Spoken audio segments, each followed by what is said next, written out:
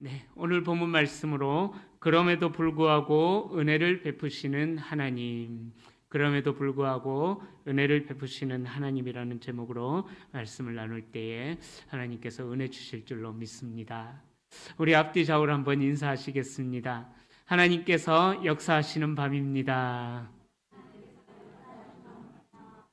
성도님의 기도에 응답하십니다. 아멘. 우리 다음 주부터 앉을 때는요, 조금 앞으로 당기셔서 앉으시면 좋을 것 같아요. 이 자리에 폭탄이 떨어지는 것 같아요. 네, 그래서 자리를 조금 당기셔가지고 앞자리부터 우리 앉으시면 좋겠습니다. 사실 우리 성도님들께 앞자리부터 앉으라는 말씀을 드리기가 목사로서 참 죄송해요. 지는 맨날 뒤에 앉아 있으면서, 그죠? 자기는 맨날 뒤에 앉아 있으면서 성도님들 보고 앞으로 앉으라고, 그래서 참 죄송하지만은 그래도 이제 앞자리가 비어 있으니까 제 마음이 좀 허전해요. 그래서 앞자리부터 좀 앉아주시면 감사드리겠습니다. 자, 세상에서 제일 많이 사용된 단어, 제가 예전에 한번 말씀드렸죠, 그죠? 예. 어떤 단어가 제일 많이 사용되었다고요? 잊으셨구나. 네, 메이드 인 차이나. 이 단어가 세상에서 제일 많이 사용되었다고 합니다. 그렇다면 우리 그리스도인들에게 제일 많이 사용되는 단어는 무엇일까요? 사용되어야 할 단어는 무엇일까요? 네, 각자 의견이 다 있으시겠죠, 그죠? 모두가 다 정답이십니다. 그러나 저는 우리 그리스도인들이 제일 많이 사용해야 되는 단어는 바로 은혜를 기억하고 감사하는 것, 감사하는 것. 이 감사가 우리 그리스도인들의 입술에서 제일 많이 고백되어져야 된다고 생각합니다. 왜냐하면 감사라는 것은요, 나에게 은혜를 베풀어 준 그 존재에 대하여서 그 존재를 인정해주고 또 그 존재를 높여드린다라는 의미가 감사라는 단어에 있다라고 저는 생각을 합니다. 그러기에 감사한다라는 이 말의 의미는 상대방의 나를 향한 그 상대방의 사랑을 내가 받아들였고, 그래서 그 사랑으로 인하여서 내 삶이 달라지게 되었기에 상대방을 높여드린다라는 그런 의미가 있습니다. 또 상대방을 받아들였다라는 그런 의미도 있는 것이겠죠. 그러기에 이 감사라는 말은 우리 그리스도인들로 하여금 더 뜨겁게 살아가도록 우리를 인도해주는 정말 마법과 같은 그런 단어라고 저는 생각을 합니다. 오늘 이 밤이, 기도하는 이 밤이 우리를 향한 하나님의 은혜와 사랑을 기억하고 그 은혜와 사랑을 다시 한 번 더 추억해 보면서 하나님 앞에 감사할 수 있는 우리 모든 성도님들이 될 수 있기를 소망합니다. 자, 지난주 금요일 말씀을 나누면서 절기 후에 일어난 일들에 대하여서 말씀을 드렸습니다. 그죠? 9장 1절부터 8절까지 살펴보면서 8장의 이야기들을 배경으로 해서 이스라엘 백성들이 예루살렘 성벽을 재건하고 나서 가장 먼저 행하였던 것, 바로 초막절 절기를 어떻게 지켰느냐, 초막절 절기를 지켰던 그 내용에 대해서 말씀을 나누었습니다. 자, 그래서 느헤미야 8장까지 나팔절, 그 다음 대속제일, 그 다음 초막절, 이 세 절기를 지키면서 8장이 마쳐지고, 절기를 마친 후에 이스라엘 백성들이 지난주에 그렇게 말씀드렸죠, 그죠? 일상으로 돌아간 것이 아니라 절기를 은혜 가운데 잘 보냈기 때문에 정말 절기를 통해 그 초막절 절기를 보내면서 하나님으로부터 풍성한 은혜를 받았기 때문에 그들이 누가 모여라 하지 않았음에도 불구하고, 느헤미야나 에스라가 모여라 하지 않았음에도 불구하고 백성들이 스스로 모여서 하나님 앞에 회개하고 자복하고 하나님 앞에 경배하는 그런 일들이 일어났었다라고 말씀을 드렸습니다. 그래서 9장부터 보면은 그달 29날에 모든 백성들이 다시 하나님 앞에 모여서 금식하고 굵은 베옷을 입고 티끌을 무릅쓰고 회개의 기도를 하나님 앞에 드렸다라는 거예요. 바로 절기 후에 그런 일들이 일어났다라는 것입니다. 절기를 절기답게 보내고 나니까는 이 이스라엘 자손들의 삶에 놀라운 변화들이 일어났다라는 것입니다. 어떻게요? 자기들의 죄와 조상들의 죄까지 다 회개하는 그런 회개의 운동이 일어났다라는 것입니다.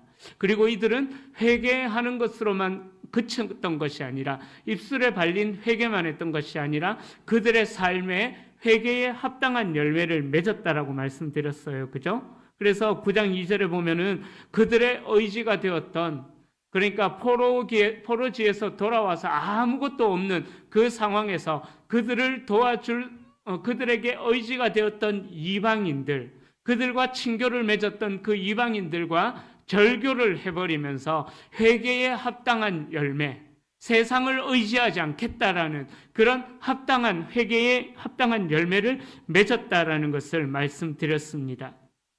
자, 그래서 모든 이방인들과 관계를 절교하고 다시 하나님을 경배하는 자리로 돌아왔다라는 거예요. 절기를 절기답게, 절기를 은혜롭게 보내니까 그런 일들이 일어나고 삶의 열매가 맺혀졌다라는 것입니다. 우리들을 한번 생각해 보겠습니다. 가장 가까운 절기가 어린이 주일, 어버이 주일 이런 거 말고 가장 가까운 절기가 바로 부활절이 3월 마지막 주에 있었습니다. 그죠? 3월 31일이었을 거예요. 그때 부활절이 있었는데, 여러분 부활절을 보내시고 나서 여러분들의 삶이 어떻게 좀 달라지셨습니까? 정말 이 땅에 소망을 두지 않고 저 영원한 하나님의 나라를 소망으로 두고 살아가고 계십니까? 부활절까지 2달 전에 이야기할 것도 없고 가장 가까운 지난 주일 말씀을 한번 생각해 보십시다. 지난 주일 말씀 내용 혹시 기억하십니까? 예, 아마 기억하시는 분 계실 거예요. 혹시 제목을 기억하시는 분 계십니까? 말씀을 요약하는 제목. 그죠? 다음 주 한 번 더 할까 봅니다. 마지막 날을 사는 성도의 모습이라는 제목으로 말씀의 내용은 그런 말씀을 드렸습니다. 그죠? 우리의 소망은 이 땅의 유토피아를 건설하는 것 아니라고. 우리의 소망은 이 땅에 있는 것이 아니라고. 그래서 주님의 재림을 준비하면서 거기에 합당한 거룩과 정결과 깨끗한 그 합당한 흠도 없고 티도 없는 그 열매를 맺어야 된다라는 말씀. 그래서 주님 오심을, 주님의 재림을 준비하면서 이 땅에서 거룩하게 살아가야 된다. 이 땅에 소망을 두지 않고 살아가야 된다라고 그렇게 말씀을 나누었습니다. 거룩함으로 살아가자고 말씀을 불과 5일 전에 나누었습니다. 자, 5일 전에 그 말씀을 듣고 여러분들의 삶이 좀 어떠했습니까? 좀 달라지셨습니까? 제발 그런 고백들이 많이 나오기를 소망합니다. 우리가 말씀을 듣고 말씀을 들었다면은 그 말씀이 우리의 생각만 변화시켜서는 안 되는 거죠. 우리의 삶의 변화를 일으키는 그런 능력으로 나타나야만 한다라는 것입니다. 그래서 지난 주간 말씀이 생각이 안 난다면은 대구 성도교회 유튜브를 검색하셔서 다시 한 번 더 들어보시고 우리의 마음을 새롭게 결단할 수 있었으면 좋겠습니다. 사랑하는 성도님들, 제가 드리는 말씀이 그거예요. 우리가 매주일마다 주일 오전과 주일 오후 2번 예배를 드려요. 그죠? 수요일도 예배 드리고 금요일도 예배 드리고 또 새벽마다 매일 예배를 드립니다. 우리 교회 예배가 일주일에 10번인가 11번인가 그렇게 있어요. 그죠? 자, 이렇게 많은 예배를 드리는 동안 참 많은 말씀들이 선포되어집니다. 자, 이 많은 말씀들을 들으면서 우리의 삶에 작더라도 조그마더라도 변화가 일어나서 하나님의 나라를 살아내시는 성도님들이 될 수 있기를 축원합니다. 바로 연못가에 던진 작은 돌멩이 하나가 파장을 일으키는 것처럼, 그래서 그 파장이 온 연못에 퍼져가는 것처럼 우리에게 날마다 들려지고, 여러분들이 또 인터넷이든 유튜브든 여러분들이 원하시는 목사님의 말씀을 듣든 상관이 없어요. 이단만 아니면 상관이 없습니다. 말씀을 많이 듣는 자리에 계십시오. 그러나 그 말씀을 듣고 나서 그냥 아멘, 아멘으로만 끝나는 것이 아니라 이스라엘 백성들이 초막절 절기를 은혜 가운데 잘 보내고 나서 그들의 삶의 회개에 합당한 열매가 맺어지고 세상을 의지했던 그 관계를 다 끊어버렸던 것처럼 우리가 말씀을 듣고 나서 절기 후에 어떤 일이 우리 가운데 일어날 것인가, 어떤 변화가 일어날 것인가, 매번 예배를 드리는 것을 통하여서 우리의 삶에 어떤 변화가 일어날 것인가, 그런 기대감이 일어날 수 있기를 소망합니다. 더 나아가서 우리의 매번 드리는 그 예배가 우리의 삶에 회개와 변화와 개혁의 파장을 일으키는 귀한 예배의 시간이 될 수 있기를 소망합니다. 여러분, 예배를 예배답게 드렸다면은 그 예배는 우리의 삶에 반드시 변화로 나타나게 되어 있다라는 것입니다. 그런데 예배를 통해서 왜 우리의 삶에 참 많은 예배를 드리는데도 변화가 일어나지 않느냐? 그 이유를 생각해 보면은요, 바로 저는 그런 이유 때문이 아닐까 생각합니다. 바로 내 생각이 법이고 내 경험이 진리고 내가 아는 것이 곧 모든 것이다 라는 그런 선입관이라고 해야 될까요? 그런 편견들, 그런 것에서 돌이켜서 이전에 없던 변화가 나타나야만 하는데 내가 경험한 것들, 내가 배웠던 것들, 내가 아는 것들, 내 지식이 전부인 것처럼 그것을 고집하고 붙들고 있으니까 내 삶에 변화가 일어나지 않는다라는 것입니다. 바로 느헤미야 9장 2절과 3절에 나오는 죄에 대한 자복과 하나님을 올바로 예배하는 경배는요, 하나님의 말씀을 올바로 들었다면은 그런 변화와 개혁들이 나타나게 되어 있다라는 것입니다. 왜요? 하나님의 말씀을 올바로 듣게 되면은, 잘 듣게 되면은 그 말씀에 비춰서 내 자신의 부끄러운 모습을 볼 수밖에 없다라는 거예요. 그래서 이 예배의 자리가 하나님의 은혜와 위로가 임하기도 하지만 또 한편으로는 정말 바늘방석에 앉아 있는 것처럼 정말 하나님의 말씀 앞에서 하나님의 거룩하신 임재 앞에서 어쩔 줄 몰라 하는, 정말 이 자리가 내 죄가 깨달아져서 너무 두려워하는, 그 하나님의 위엄 앞에 두려워하는 그런 마음도 있어야 된다라는 것입니다. 그러기에 그런 마음들이 있을 때에 우리가 이 예배를 통하여서 회개와 자복하는 역사가 나타나게 된다라는 거죠.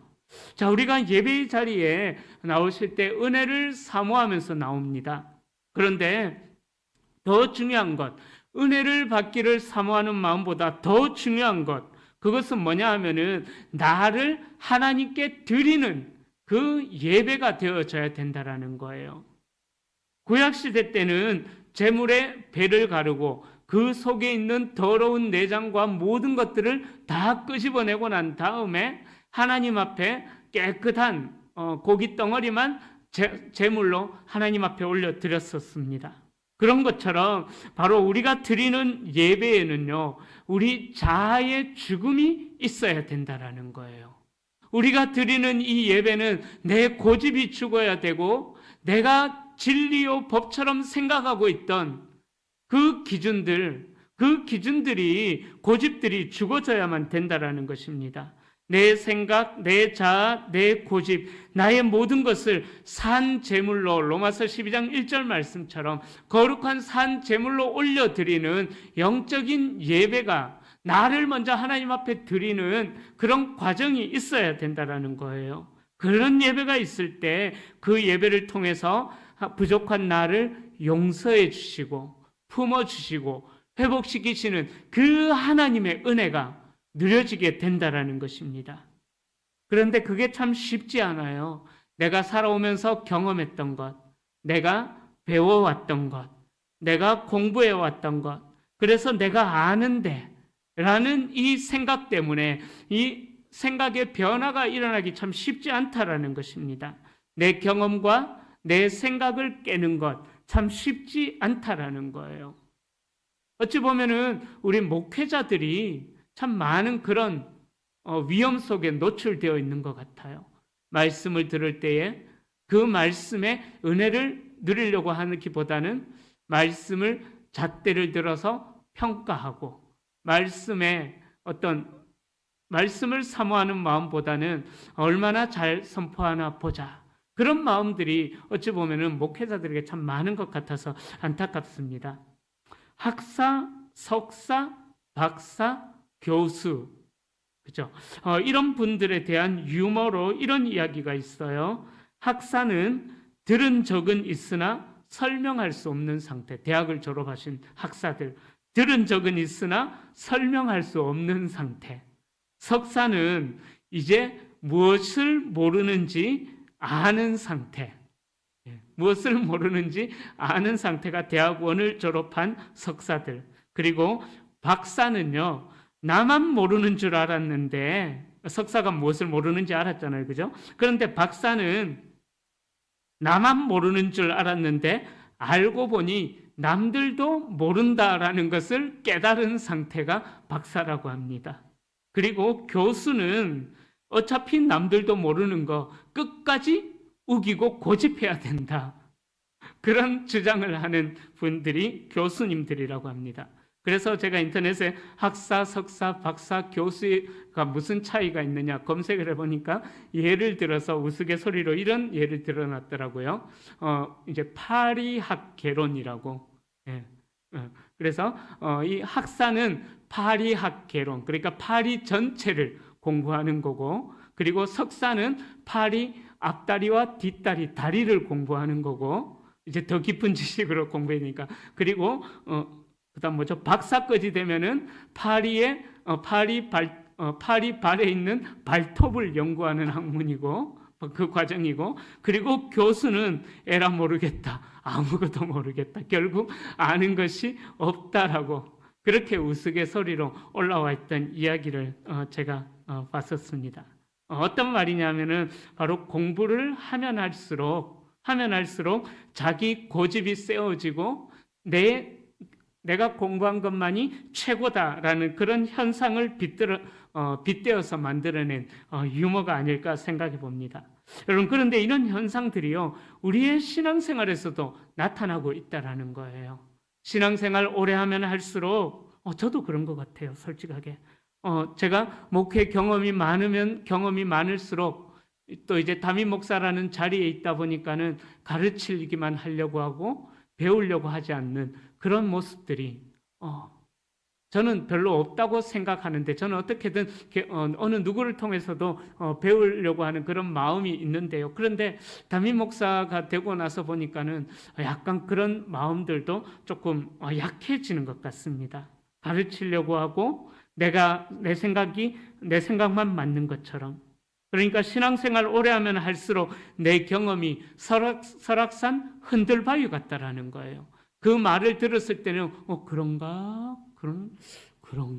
이러다가 집에 가면 어때요? 이불 속에 들어가서 이게 이제 제자리로 돌아오는 거죠. 아니야, 흔들흔들하다가 아니야, 내 생각이 맞아, 딱 고정되고.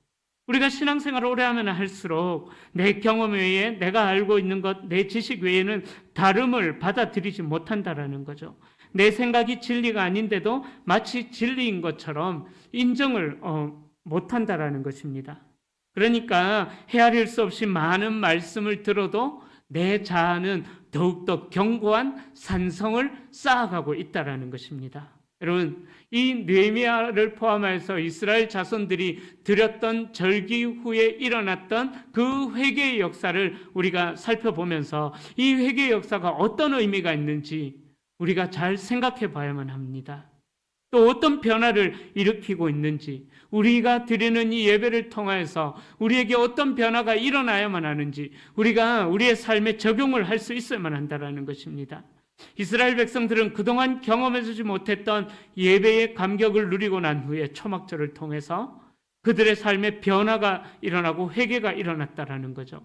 바로 내가 얼마나 악한 죄인이었고 하나님 보시기에 정말 별것 아닌 그런 자였는가 깨닫게 되었다라는 것입니다. 그래서 하나님이 얼마나 위대한 분이심을 알고 예배의 자리로 이제 그 초막절 절기에 회개하고 나서 예배의 자리로 나아갔다라는 거예요. 오늘 본문이 그 회개하면서 그 초막절 절기를 통해서 하나님이 얼마나 위대하신지를 깨닫고 돌이키는 기도문인 것입니다. 오늘 본문은 이스라엘 백성들이 하나님 앞에 금식하고 회개하며 나왔을 때에 레위 사람들의 인도를 받아서 하나님 앞에 기도하는 내용이 기도문이 오늘 본문이라는 것입니다. 이스라엘의 역사를 돌아보면서 하나님께서 베풀어 주셨던 그 은혜도 기억하고 그 은혜에 대해서 하나님 앞에 감사하는 고백이 우리가 읽었던 9장 9절부터 이제 뒷부분에 계속해서 나오고 있다라는 것입니다. 그러니까 이스라엘의 조상들의 역사를 되돌아보는 거예요. 그리고 감사하고 하나님 앞에 죄를 지었던 것도 생각하면서 회개하는 기도문이 이 느헤미야의 9장인 것입니다.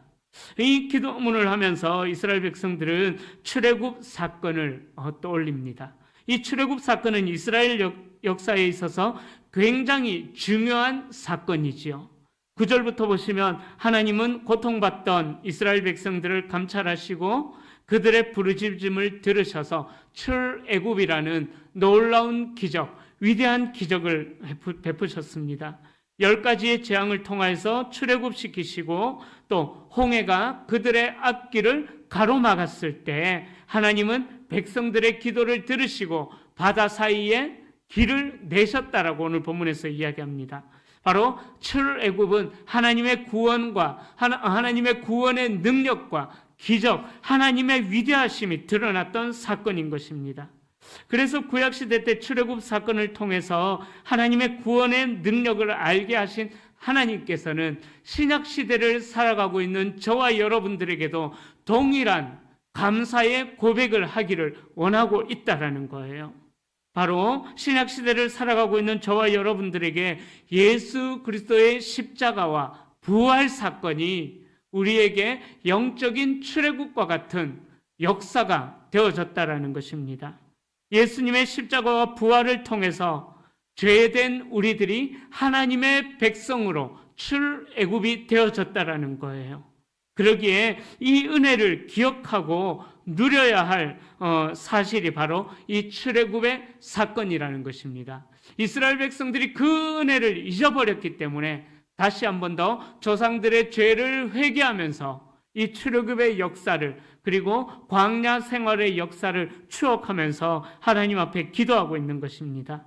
또한 이스라엘 백성들이 출애굽 이후에 광야 생활을 하는 동안 하나님께서 그들의 광야 생활 40년 동안 신발이 헤어지지도 않고 입고 있던 옷도 낡아지지 않도록 도와주신 그 하나님의 은혜를 고백하고 있다라는 거예요. 그것처럼 그렇게 40년 동안 하나님의 돌보심과 은혜를 경험하면서 살았던 것처럼 현재를 살아가는 우리들도 하나님의 은혜와 돌보심 아래 살아가고 있다. 그래서 그 하나님의 은혜를 지금까지 지내온 것 하나님의 은혜라고 앞으로 살아갈 날도 하나님의 은혜로 살아가게 된다라는 것을 이 출애굽 사건을 통하여서 우리들이 저와 여러분들도 기억해야 된다라는 것을 오늘 본문에서 말씀하고 있다라는 것입니다. 사랑하는 성도님들, 하나님께서는요 지금도 우리의 삶을 늘 살피시고 계시는 줄로 믿습니다.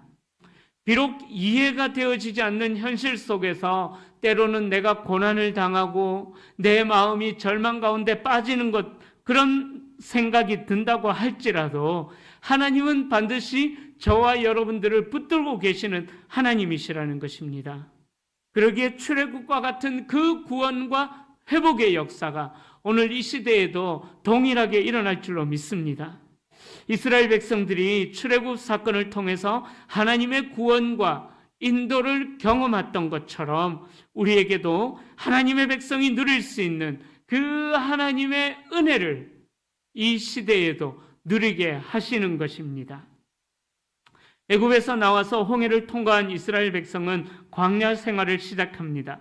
12절부터 15절까지 그런 내용의 말씀이 나오죠. 본문은 하나님이 광야에서 이스라엘 백성들을 어떻게 인도하셨는지 말씀합니다. 하나님은 구름 기둥과 불기둥으로 인도하셨는데 구름기둥과 불기둥은요 바로 하나님의 임재의 상징이었던 거예요.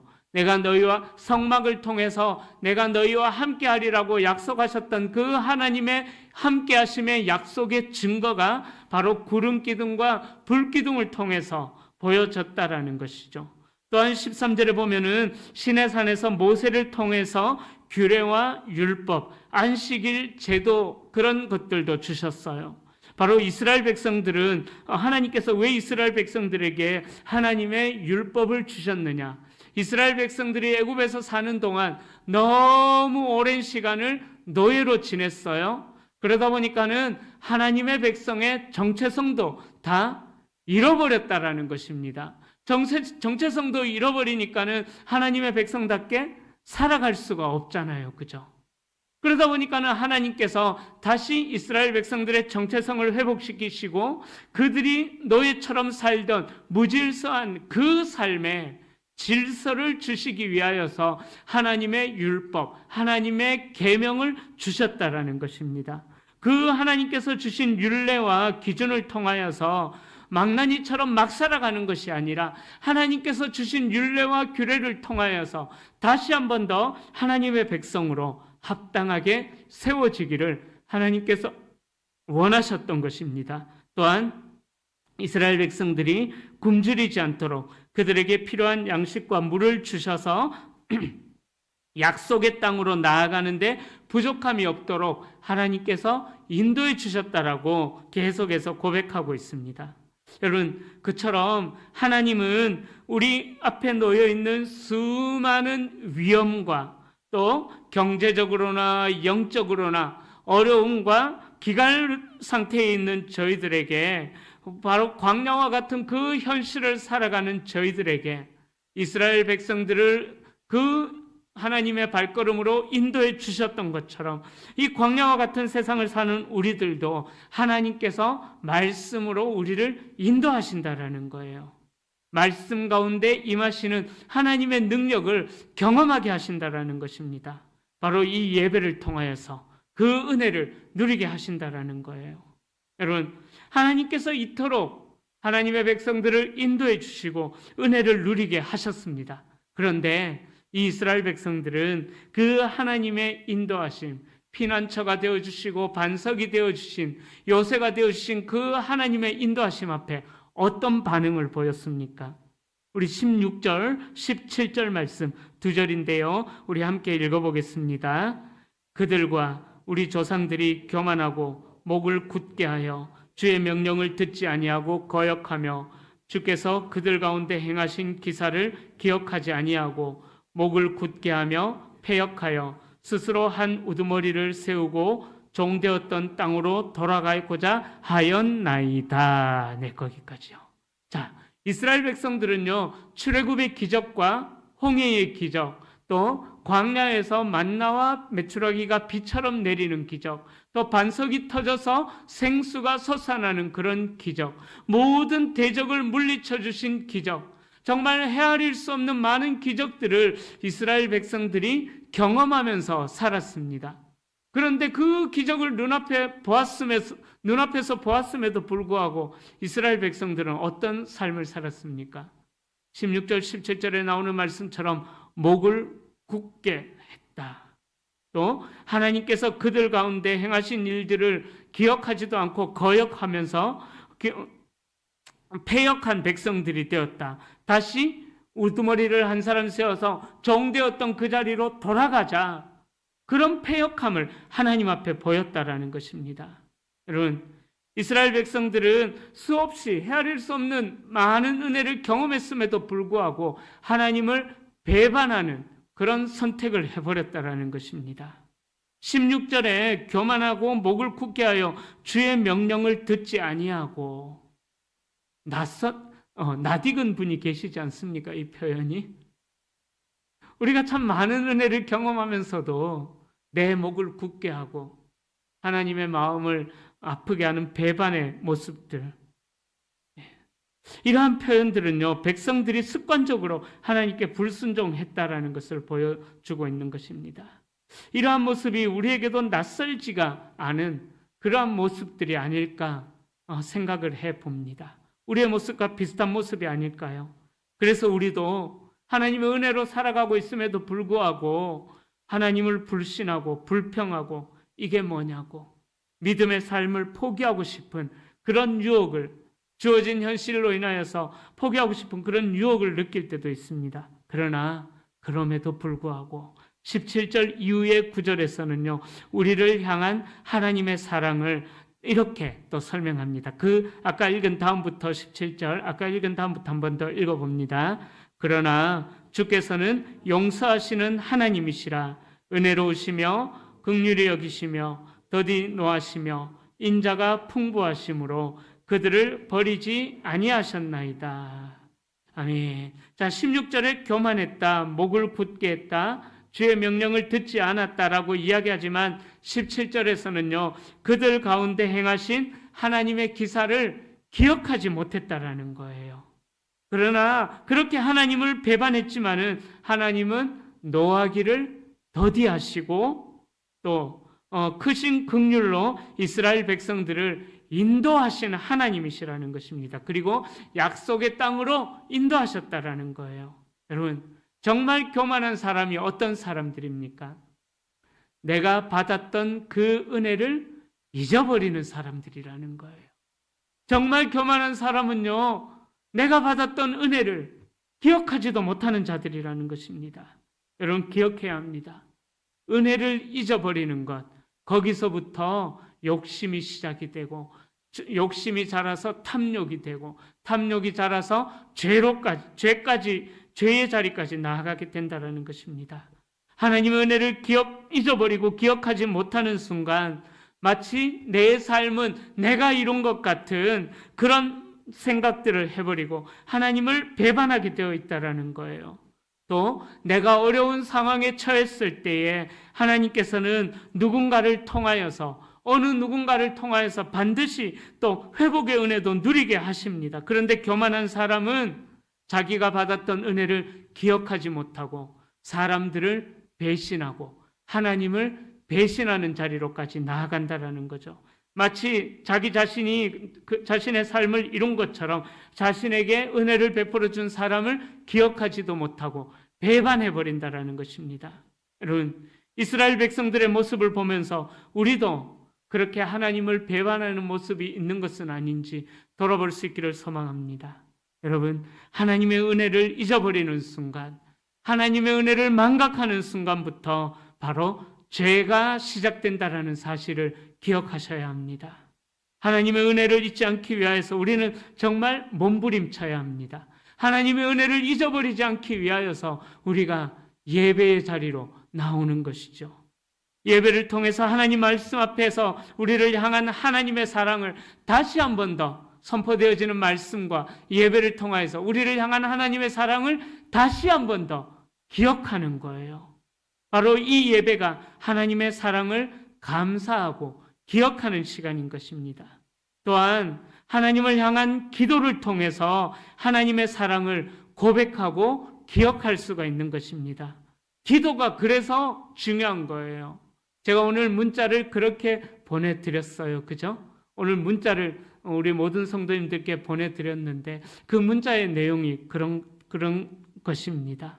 바로 우리가 기도한다라는 것은 이때까지 살아온 우리의 삶을 기억하는 하나님께 감사하는 고백이고 또 앞으로 살아갈 날에 우리에게 역사하실 하나님을 기대하는 것이 우리의 기도라는 것입니다.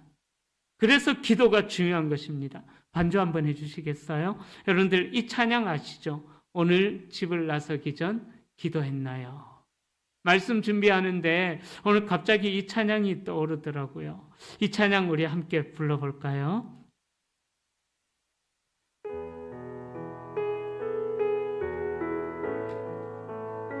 기도가 우리의 고백입니다. 하나님을 향한, 그죠?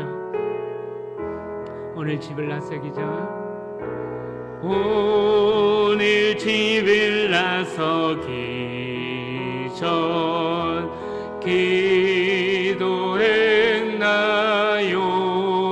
오늘 받을 은총 위에 오늘 받을 은총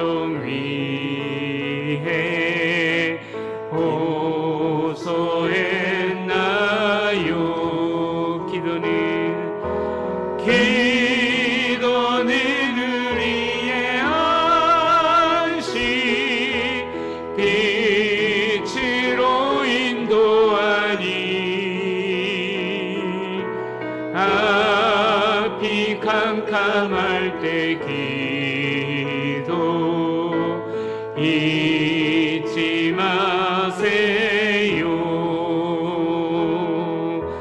마음에 분이 가득할 때 기도했나요?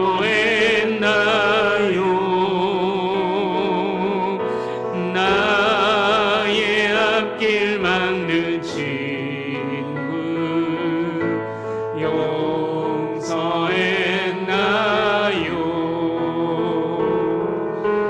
기도는 우리의 안식,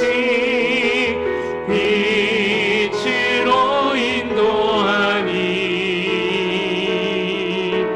앞이 캄캄할 때 기도 잊지 마세요. 어려운 시험 당할 때, 어려운 시험 당할 때 기도했나요? 주가 함께 당하시면, 주가 함께 당하시면 능히 사절할까요? 나의 일생 다하도록, 나의 일생 다하도록 기도하리라. 아멘, 아멘. 주께 맡긴 나의 생애